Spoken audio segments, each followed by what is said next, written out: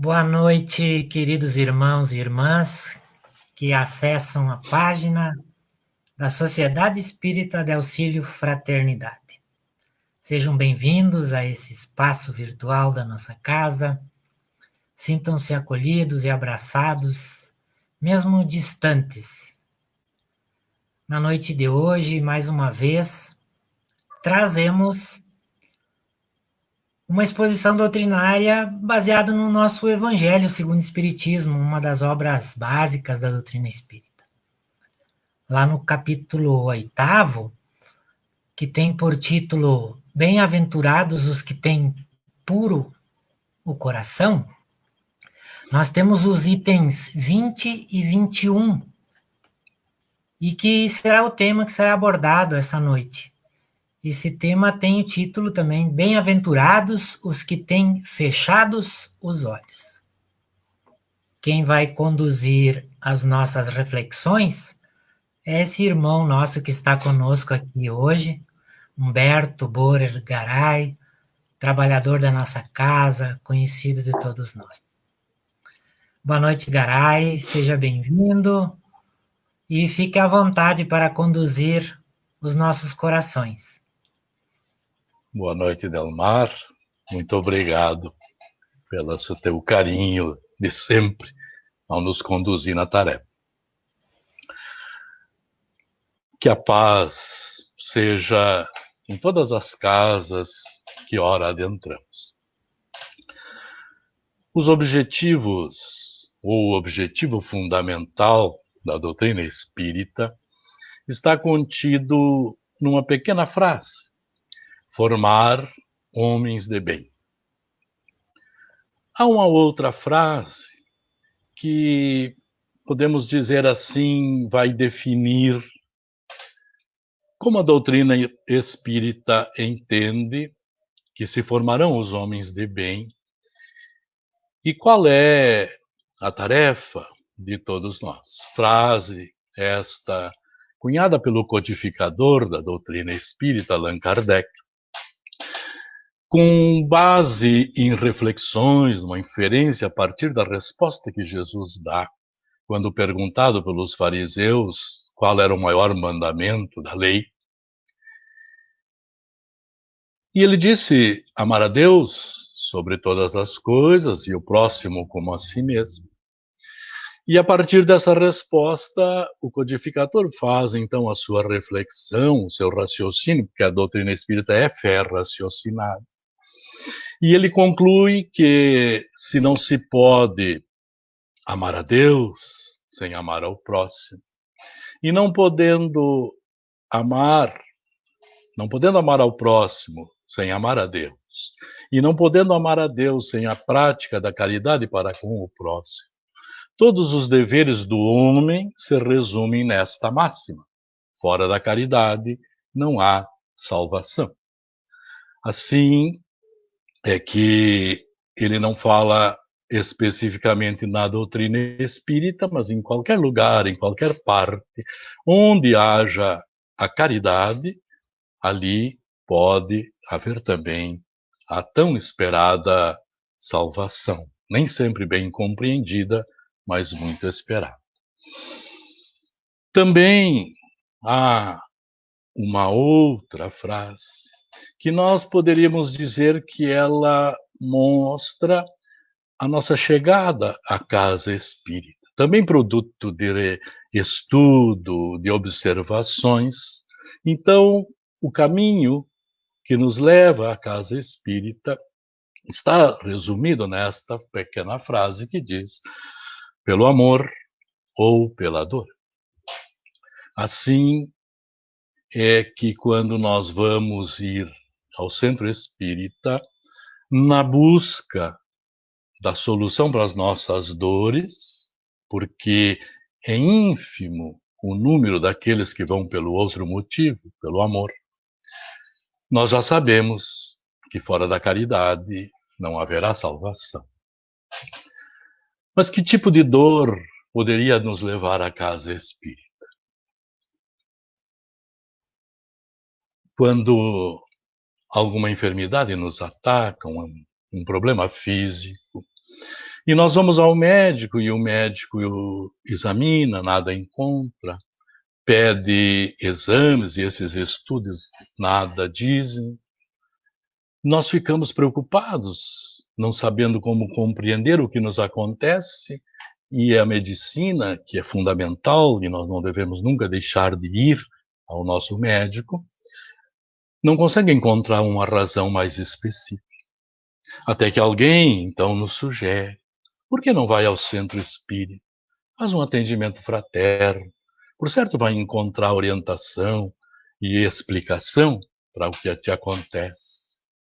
Quando a enfermidade que nos chega, quando é mais séria, e o doutor examina e atesta qual é, os exames confirmam aquela enfermidade e nós ficamos pensando, por que comigo? Por que está acontecendo isso? O que eu fiz? Quais as razões? Até que alguém nos sugere, vá ao centro espírita. Lá, por certo, você vai conseguir saber as razões destas ocorrências. Quando nos perturba a vida, o desconforto na existência, as depressões, pânico, angústias, ansiedade, sentimento de culpa que não sabemos a origem, até que sugerem no centro espírita, você pode saber por que passa por tudo isso. Acontecimentos como eu escuto vozes e nem sempre me dizem boas coisas, ou eu vejo vultos, ou vejo pessoas e nem sempre são agradáveis estas visões. Sinto energia e nem sempre são agradáveis as energias que eu sinto, presentes. E alguém me diz, vá ao centro espírita. Lá você vai encontrar a explicação. E quando nós decidimos ir ao centro espírita para buscar o entendimento para essas questões todas, é que algo dentro de nós, no nosso íntimo, já nos diz que não é simplesmente a vida a viver e sofrer, que haverá de ter alguma outra coisa. Deve existir outro momento, outras explicações, outras razões para que isso aconteça. Já está lá no nosso íntimo. Porque existem milhões e milhões de pessoas que sofrem os mesmos males, ou até piores do que nós. Uns revoltam, outros tantos lamentam-se, muitos descreem, mas não vão procurar a resposta. Não aceitam a sugestão de buscar as razões para isso. Então nós temos algum sentimento diferente.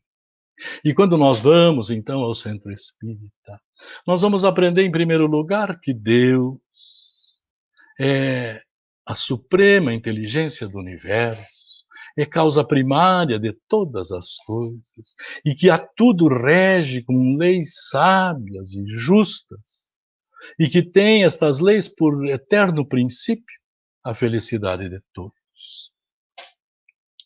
Nós vamos aprender que somos espíritos imortais, que estamos reencarnados aqui neste momento.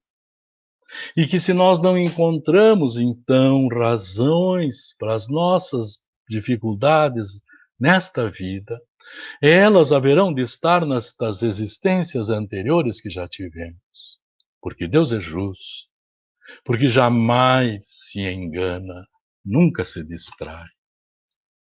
E aí nós vamos dar-nos conta de que essas leis de Deus que estão gravadas na nossa consciência, quando as nossas inferioridades morais nos fazem agir em contrário a elas, desorganiza-se a nossa energia íntima e acaba por gerar, então, as enfermidades. Nós vamos lembrar quando Jesus promovia a cura de alguns que o procuravam, e ele dizia às pessoas, vá e não peques mais, para que não te suceda algo pior, ligando então o problema físico, a enfermidade física ou psíquica com os comportamentos inadequados, com os pecados. Assim é que se nós viemos trazendo junto conosco de outros tempos, de outras vidas, estes equívocos, e hoje eles se manifestam como enfermidade física ou psíquica, concluir-se-á com certa facilidade que nós somos enfermos da alma e é necessário que curemos primeiro a alma, para que então o corpo não mais padeça. O corpo que não é imortal como o espírito, mas é o veículo de expressão do espírito para esta caminhada evolutiva, para este buscar incessantemente a perfeição relativa para que estamos encarnados. Existem muitos pensadores conhecidos, muitos, que falam a respeito das virtudes como caminho para a felicidade. Sócrates, Platão, seu seguidor, Aristóteles, seguidor destes dois, sempre trataram a respeito disso. Aristóteles diz que a felicidade se consegue quando se cumpre a sua tarefa, a sua missão, e que ela está diretamente relacionada às virtudes. Mas nós queremos trazer aqui Eduardo Bach, o criador dos florais, e sabemos que os florais, assim como a homeopatia, são medicamentos que agem, são energéticos, eles agem na nossa energia, no corpo espiritual, no perispírito, e não no corpo físico. E este doutor, então, ele diz assim, que a cura se dá pela transmutação da doença, e não pela vitória sobre um sintoma. Que a doença que está curando a doença. Que a doença é unicamente uma correção, o meio que a nossa alma adota para apontar as nossas falhas, para evitar que nós cometamos equívocos maiores, para impedir que causemos danos maiores, para nos trazer de volta o caminho da luz e da verdade de onde nunca deveríamos ter saído. O nosso objetivo é descobrir as nossas falhas e empregar todos os esforços para desenvolver a virtude oposta. Agindo assim, as nossas falhas desaparecerão como a neve se derrete à luz do sol. Não lute com as suas preocupações, não lute com a sua doença. Antes, esqueça e empregue todos os esforços para desenvolver a virtude que lhe é necessária. Vejamos como faz esta ligação entre as nossas virtudes, o desenvolvimento, o saneamento da nossa alma na influência no corpo físico. E nós vamos encontrar, precisamente no tema de hoje do Evangelho segundo o Espiritismo, que o nosso querido Delmar trouxe no início da nossa reflexão. O Espírito que dá a mensagem, João Maria Batista Vianney, o cura d'Ars. D'Ars, um pequeno vilarejo da França. Cura, a expressão mais antiga que se usava para designar os padres, também chamavam de cura. Mas nós também queremos ficar aqui com uma reflexão de que há uns tempos anteriores, o momento do confessionário, a igreja dizia que era um momento de cura da alma. Então, os padres que trabalhavam nos confessionários também eram conhecidos como curas. E João Batista Vianney, santo da Igreja Católica, Santo Cura d'Ars, ou São João Batista Vianney, ele, desde pequeno, desde criança, orava muito e falava da sua vontade de ser sacerdote, mas impedido pelo pai que queria trabalhasse na lavoura, pelas perseguições à igreja naqueles tempos na França, ele encarnado em 1786. Então ele vai chegar ao seminário já adulto, com pouquíssimo estudo, seus superiores não deixavam estudar filosofia, teologia, porque não teria condições de aprender, ele estudava aritmética, geografia, outros estudos. E quando ordenado, já com 25 anos como padre, tinha uma ressalva na sua ordenação, não poderia ser confessor, não lhe consideravam apto a ser pastor de almas. Ele trabalha ajudando um outro padre, o padre Bali, que, encantado com a devoção, com as orações, com a unção com que ele orava, como a fé dele era grandiosa, passa a ensinar filosofia, teologia. E então, 3 anos depois, inclusive com a morte deste padre, João Batista Vianney é nomeado vigário geral no vilarejo de Arles, próximo de Lyon, na França, um vilarejo que os padres não queriam ir porque menos de 400 pessoas, lá não existiam pobres, somente miseráveis, diziam. As tabernas eram cheias e a igreja estava vazia, muita violência, assassinatos, toda espécie de crime. E conta a história, e há um monumento até hoje na entrada do vilarejo, que quando João Batista ia chegando, ele vê um menino pastoreando e lhe pergunta qual é o caminho para Arles. O menino leva até a entrada do povoado e ele diz para o menino: você me mostrou o caminho de Arles, eu vou lhe ensinar o caminho do céu. E ele então era aquela que as pessoas procuravam para confessar. E ele dava alívio nas suas orientações, aliviava as almas, trazia conforto. Em pouco tempo a igreja estava cheia, as tabernas vazias. E a fama dele, como um curador de almas, foi se esparramando pela Europa. E naquele vilarejo de menos de 400 pessoas por ano, em média, passavam 85 mil pessoas.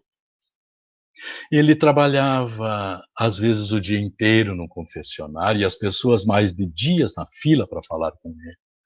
Em 1835, tiveram que estabelecer uma via de transporte entre Lyon e Arles para esse movimento dos turistas que iam conversar, iam falar com o padre. Hoje, o monumento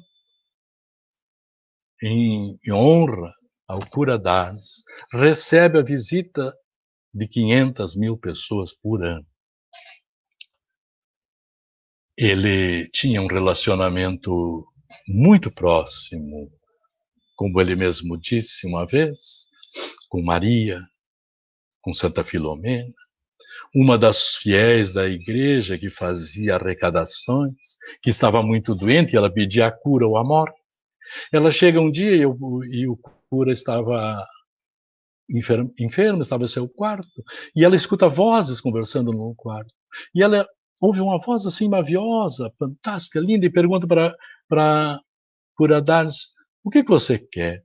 E ele pede harmonia, paz, saúde para os seus fiéis da igreja e para uma pessoa em especial. Ele queria pedir porque ela era muito dedicada, tinha muita fé, mas ela andava muito doente e ela pedia a cura ou a morte. E aquela voz diz: mais tarde ela ficará boa.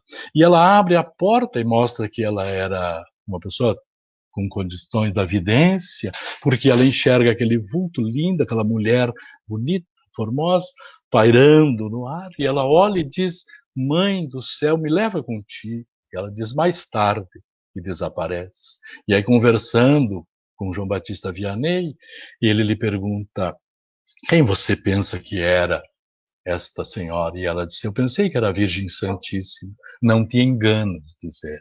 Com Maria e com Santa Filomena, nós nos relacionamos muito bem. E Santa Filomena disse a ele que a obra dele era muito boa, porque não há nada mais precioso do que curar almas.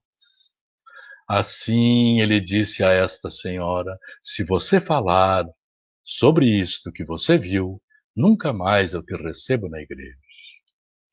É claro que ela falou, porque nós estamos aqui contando a história, senão ela não tivesse contado, ninguém saberia. E estas histórias que nós trazemos, e tantas outras, que afirmam que ele, nos seus sermões, via Jesus, são histórias escritas pelos biógrafos ou agiógrafos, que fazem a biografia dos santos, católicos, em livros não espíritas, católicos. Pois, qualificado o homem, imaginemos a elevação deste espírito, desenfaixado dos liames da matéria. Então, ele que chega nesta reunião, lá em Paris, em 1863, e ele saúda a todos e pergunta: por que me chamastes aqui? O que quereis? Que eu imponha as mãos sobre esta sofredora, senhora que ali está, e a cure? Quanto sofrimento, meu Deus, ele diz. Ela perdeu a visão e se encontra em trevas, mas ela que ore e espere. Significando nesta frase que neste momento ainda ela não estaria pronta para receber a bênção da cura da sua enfermidade. Ele diz: eu não sei fazer milagres, eu, sem que Deus o queira. Das curas que tenho obtido, não atribuais a outro senão ao Pai de todos nós. E aí nós vemos não só a humildade dele, mas como ele está falando das leis divinas. Só o Pai, nas suas leis, permite que estes fatos aconteçam. E se, como nós vimos antes, e lembramos da fala de Jesus, as nossas enfermidades têm a ver com as nossas ofensas à lei divina, enquanto nós não estivermos resgatados, remidos, ainda haverá de sofrer o nosso organismo físico. Ele diz, o cura d'armas: quando estiver nas suas aflições, orai ao Pai, pedi: Deus, cura-me, mas permita, Senhor, que primeiro seja curada a minha alma, antes que meu corpo. Que a minha carne seja castigada, para que quando a minha alma se eleve a ti, seja na brancura que tinha quando tu a criaste. E aqui nós relembramos o ensinamento que nós somos criados simples e ignorantes. Então, nós não tínhamos esses sentimentos menos felizes, não éramos egoístas, orgulhosos, enfim. Era branca a nossa alma e precisamos readquirir esta brancura, como bem ele diz. Ele vai dirigir-se à senhora que estava privada da visão naqueles momentos, dizendo-lhe: minha filha, por que não te confortas? E nós podemos dizer isso a todos nós dentro dos nossos sofreres. Porque são bem-aventurados da expiação aqueles privados da visão, porque não terão os olhos levando às tentações, aos equívocos. Quanta felicidade teria se eu te impusesse as mãos e tu recuperasse a vista. Mas será que isto não seria a tua perdição? Não seria muito pior? E aí nós podemos refletir juntos. Nós, todos que temos nossas dificuldades, quantas vezes nós pensamos que se não tivesse esta contenção, que seja enfermidade, uma dificuldade ou outra qualquer, o que faríamos? Será que não é uma bênção dos céus que nós tenhamos algo impedindo-nos de cometer equívocos maiores, de causar danos maiores? Vai lembrar o cura d'armas, vai lembrar Kardec, o codificador, no seu comentário a esta mensagem, da passagem em que Jesus fala a respeito dos escândalos, que foi muito bem estudada há 15 dias passados aqui, nesse nosso momento de reflexão. E quando Cristo diz, se teu olho é causa de escândalo, arranca-o e lança longe de ti. Porque é melhor que entre na vida com um olho do que com os dois ser lançado nas trevas. E ele fala assim de outros membros, que são os instrumentos da nossa ação equivocada. Jesus também diz, está lá também no Evangelho de Mateus, no capítulo 6, versos 22 e 23. Se os olhos são a candeia da alma. Se teus olhos forem bons, todo o teu corpo terá luz. Se teus olhos forem maus, todo o teu corpo será trevas. Se a luz que há em ti são trevas, quão densas são as trevas. E o cura da Ars vai dizer a esta que esperava recobrar a visão, quantos, ele diz, quantos que nas trevas amaldiçoam ter um dia visto a luz, porque lhe foi o motivo da queda. Então é assim necessário que curemos as nossas almas antes de obtermos a cura para o corpo. Porque quando nós tivermos as nossas almas curadas, não mais enfermidades, não mais necessitaremos criar, gerar corpos que se enfermam. Mas nunca esqueçamos de que o centro espírita, a casa espírita, a doutrina espírita cuida do espírito, traz estas informações, essas reflexões com lógica irretorquível que nós trazemos para formar homens de bem, para que nos melhoremos. Mas quem cuida do corpo físico é a medicina. E nós devemos estar presentes no nosso médico, acompanhando a instrução que ele nos dá. E no centro espírita, para aprendermos a curar a nossa alma.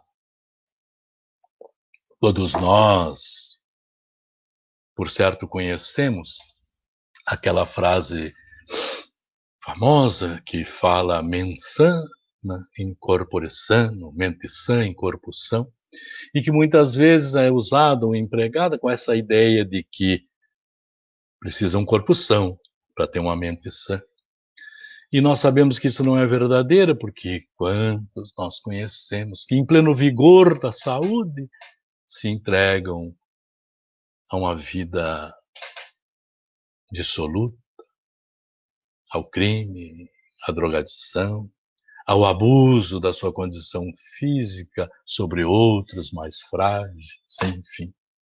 Mas esta frase é do poeta, sátiro, Décimo Júnior Juvenal, que viveu na metade do primeiro século, depois de Cristo, até o início, os primeiros anos do segundo século. E ele diz assim: peça em oração para ter uma mente sã num corpo sã. Peça uma alma corajosa, que não careça do temor da morte, que ponha a longevidade em último lugar nas bênçãos da natureza, que suporte todos os labores, que desconheça a ira, que nada cobice, que prefira os labores selvagens de Hércules às satisfações, aos banquetes e aos lençóis das camas de pluma de um rei oriental. Vou ensinar o que podes dar a ti mesmo. É certo que o caminho para uma vida tranquila passa pelas virtudes.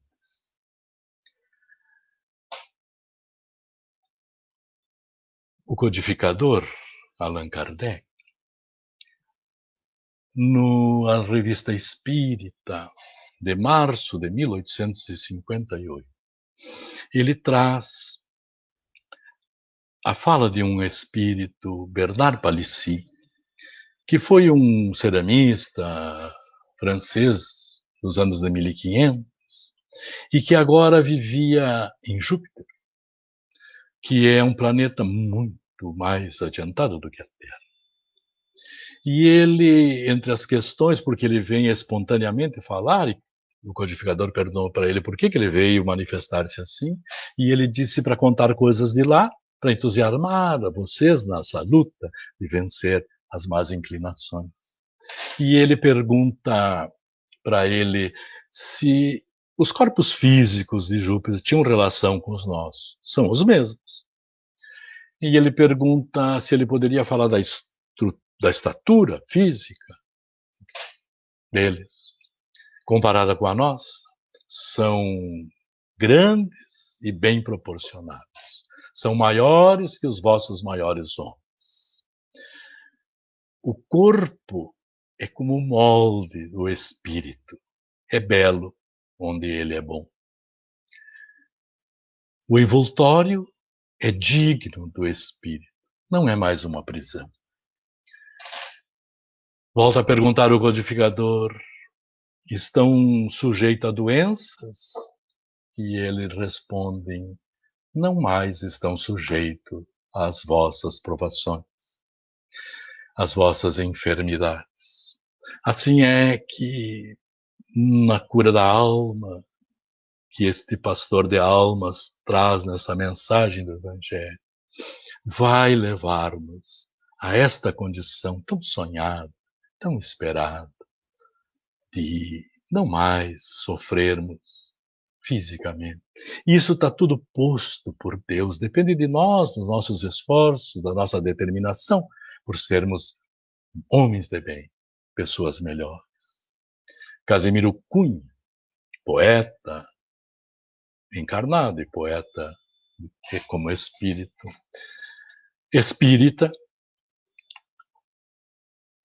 perdeu a visão de um olho aos 14 anos num acidente e do outro aos 16 anos ficando completamente cego.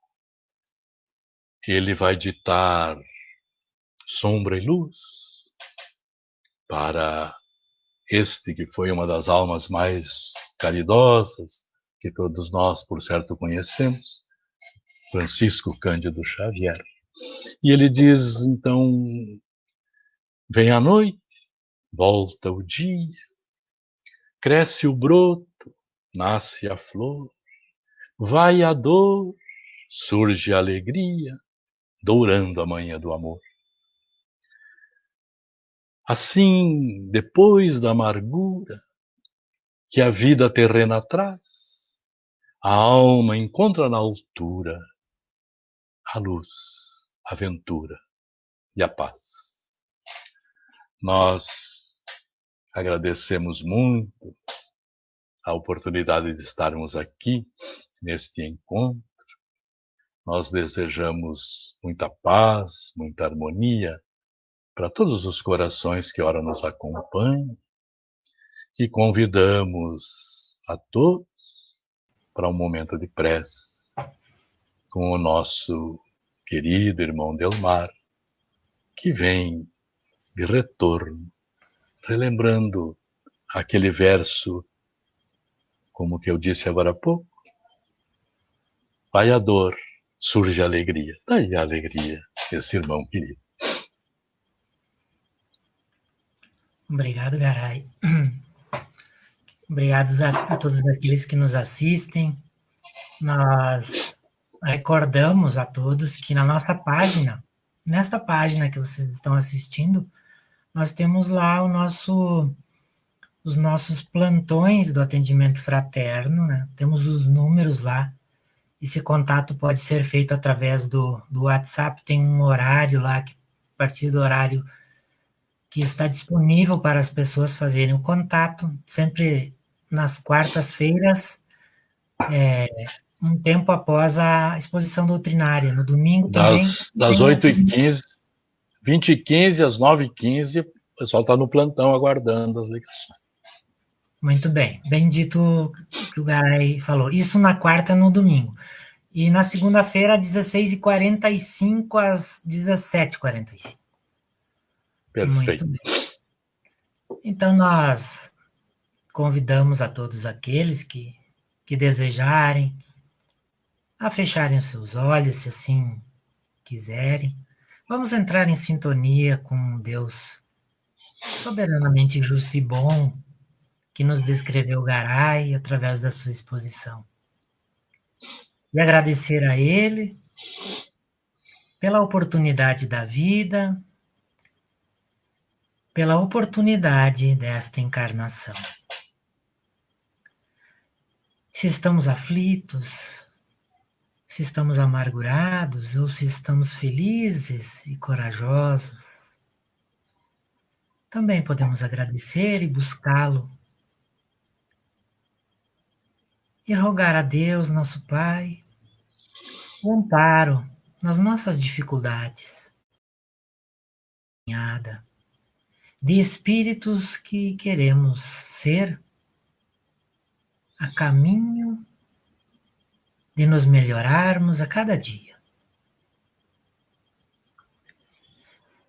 Que nós possamos encontrar nele conforto para os nossos corações e alegria para levantar e nos fortalecermos na fé.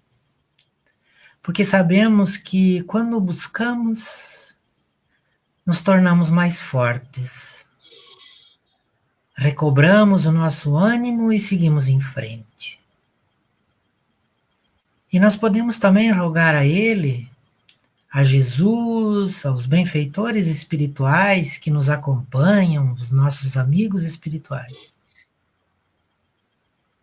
que abençoem o nosso lar, a nossa família e todos aqueles com os quais convivemos.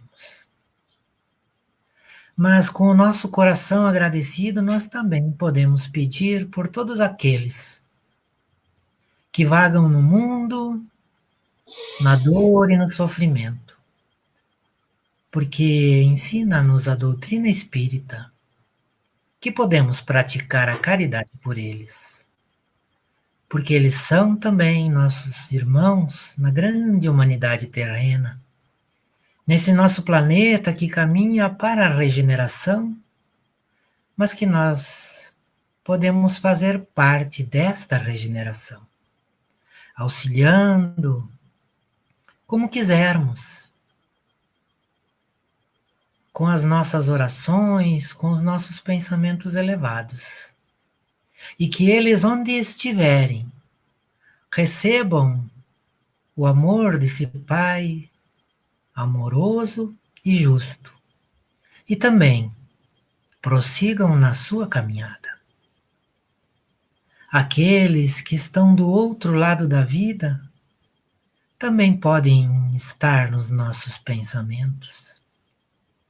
E que também eles recebam o amor do Pai, o seu amparo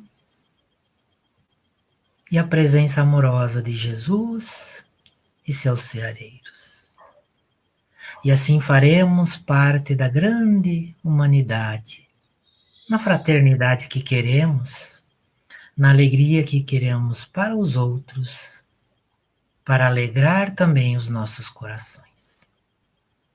E assim, também agradecidos pelo nosso querido Garay, pela condução que fez, pela alegria que trouxe aos nossos corações, desejando a ele e a toda a sua família a paz e a harmonia do Cristo, sempre, todos os dias. E que Deus, nosso Pai, nos abençoe e nos ampare, hoje, amanhã e todos os dias que o buscarmos. E que assim seja.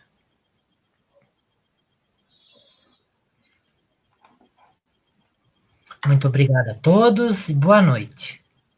Boa noite.